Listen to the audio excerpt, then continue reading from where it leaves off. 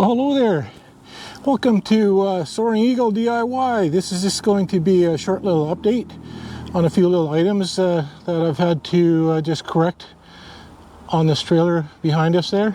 And then also the shed in the back, just a couple of little updates that we did to complete that from our video 3. There was a couple of little items that needed to be done.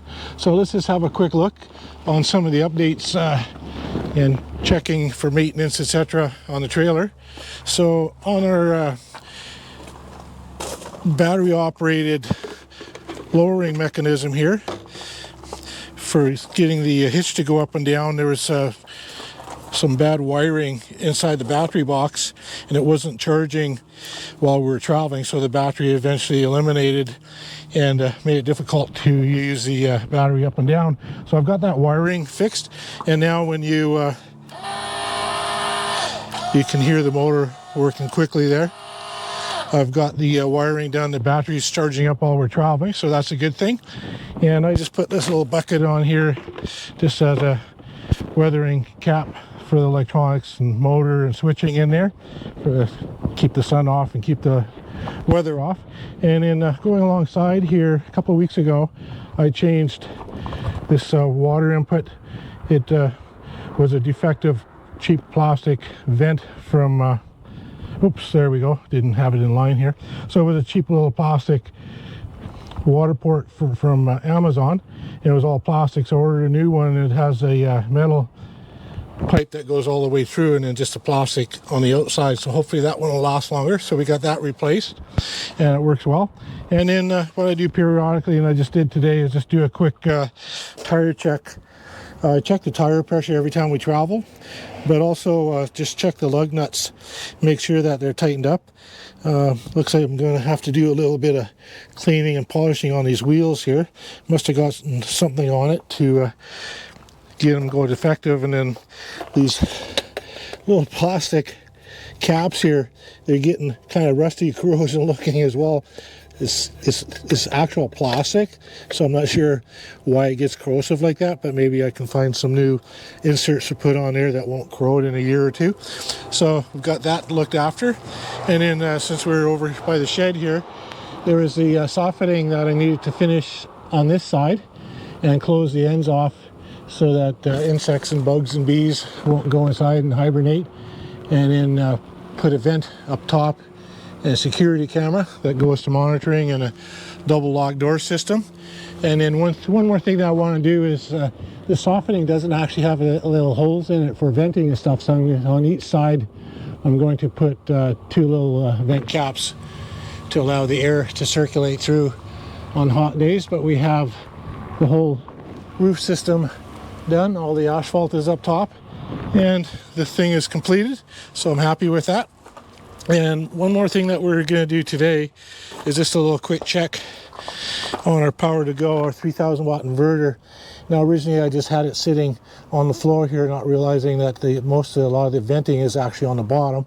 So what I'm going to do today is just lift that up on the wall, because I have some room to play with, and get some extra venting for that and keep it cooler.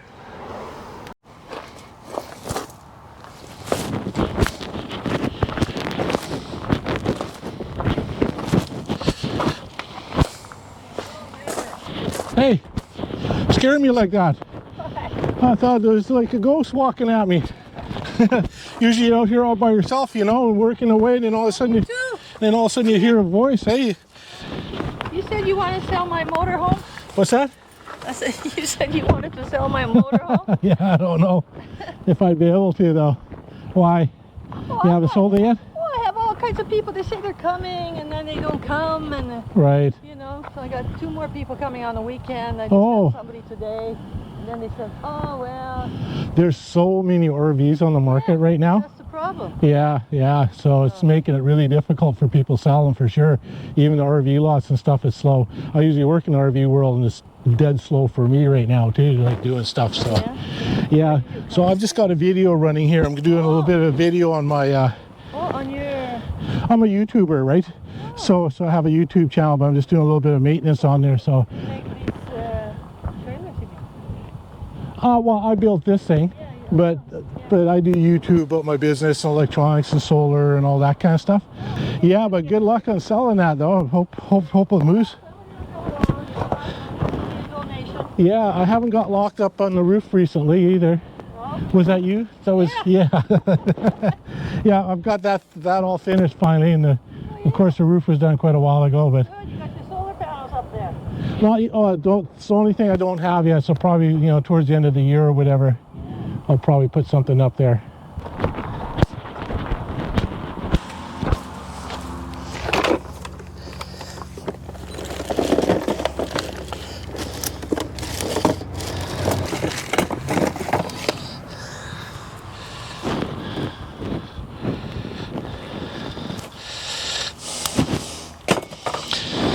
So I'm going to have to put a magnet on the door here to keep the door up when I'm working.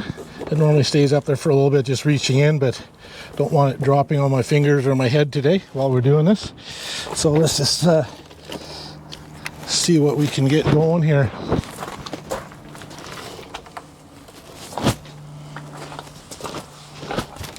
Whoop.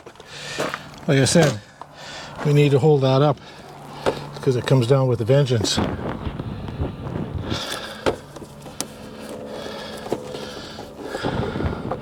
Might have to put a stick on it or something. Yep. Okay, that's not working. What can I put on there? I have a long stick here.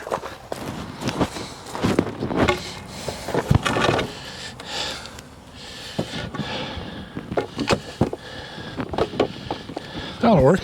There we go. All right.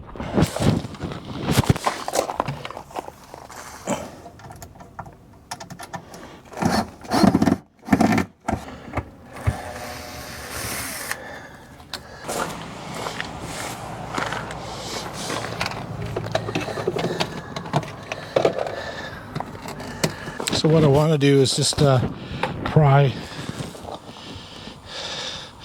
the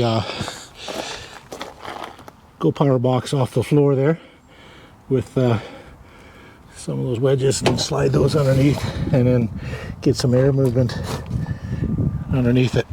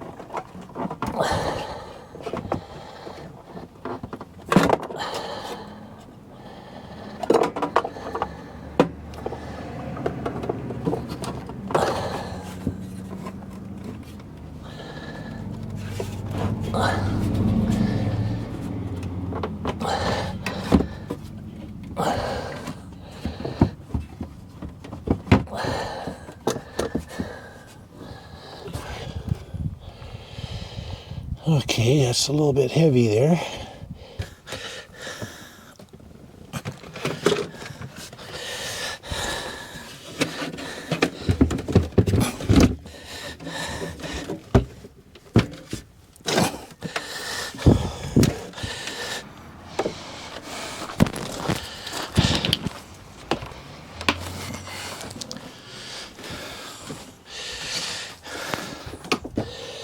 Okay, those tie straps right there are keeping me from lifting up that cable to get some elevation on it.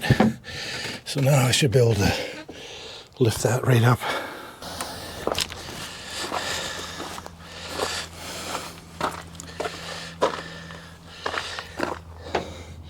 All right, that looks pretty good. Now we've got about 3 inches of airflow on the bottom and lots of airflow around the sides and top, and enough length for the cable.